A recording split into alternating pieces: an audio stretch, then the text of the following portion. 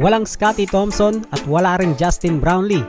At ang unang makakalaban ng Barangay Ginebra ngayong Governors Cup ay ang wala pang talo at ang hottest team ngayon sa PBA, ang Phoenix Super LPG.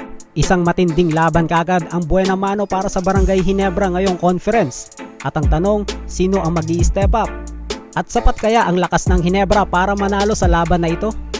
Yan ang pag-uusapan natin ngayon mga paps, pero bago ang lahat, please like the video and subscribe na rin kayo for more PBA updates. Huwag na natin patagalin to. Tara, let's go! Maraming Ginebra fans ang nag-aabang sa laban ng Ginebra kontra Phoenix ngayong July 19. Marami kasi ang naku-curious kung paano magiging sitwasyon ng Ginebra ngayong wala ang kanilang mga star players gaya ni Justin Brownlee at ni Scottie Thompson.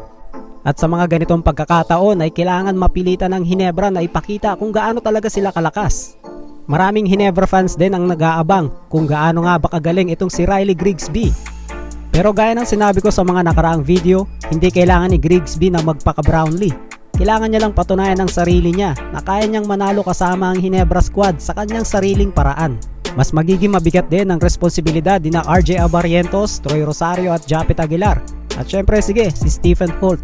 Ito kasi yung mga klase ng laro kung saan kailangan may isang local player na magpakitang gilas para maging isang leader kapag wala ang kanilang mga superstars.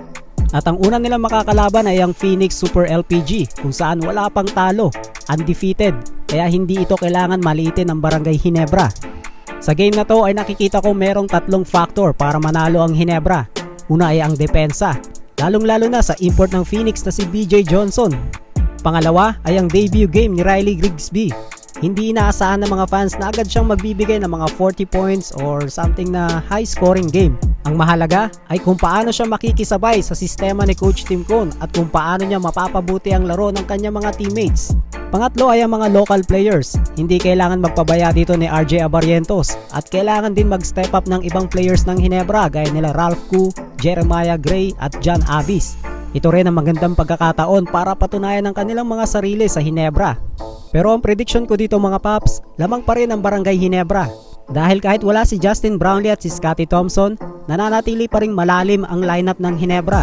Alam din natin ang kakayahan ni Coach Tim Cone na gumawa ng game plan para maitago ang pagkawala ng kanyang mga pangunahing players. Pero hindi ito magiging madali para sa Ginebra dahil hinahanap pa nila ang tamang chemistry, lalong-lalo na bago ang kanilang import. Habang ang Phoenix naman ay punong-puno ng kumpiyansa, kaya naman sigurado magiging dikdikan ng laban na ito. Momentum laban sa championship mentality. Kayo mga paps, ano sa palagay nyo? Ginebra kaya ang unang dudungis sa magandang record ng Phoenix Super LPG?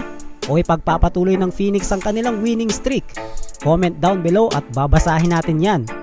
This is Jalpaps TV. See you again para sa ating next video. God bless!